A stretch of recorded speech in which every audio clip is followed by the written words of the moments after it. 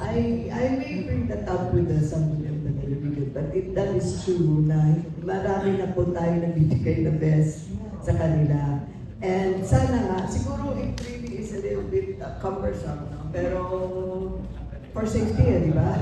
So, yun. So, titignan natin kung baka pwede nga bigyan ng fine. Kasi nga, kung minsan, I hate to say it, pero kung minsan yung mga ating fishermen ay talagang pasaway, di ba? Na lumalabas pa rin kapag kahit na walang storm signal, kung minsan, dahil sa amihan ba, sa habagat, the waves are really strong even without any storm signal, lumalabas pa rin sila. So, hopefully nga, ang ano natin, ito dito sa Taiwan Summit, no?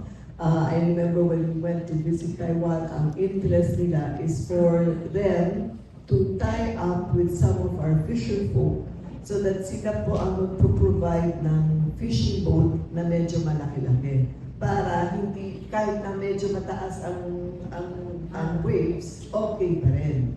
So, and then they're equipped with all these satellite things, so alam nila kung saan ang dadaanan para to avoid all these things. So hopefully, we can get into some sort of agreement for that.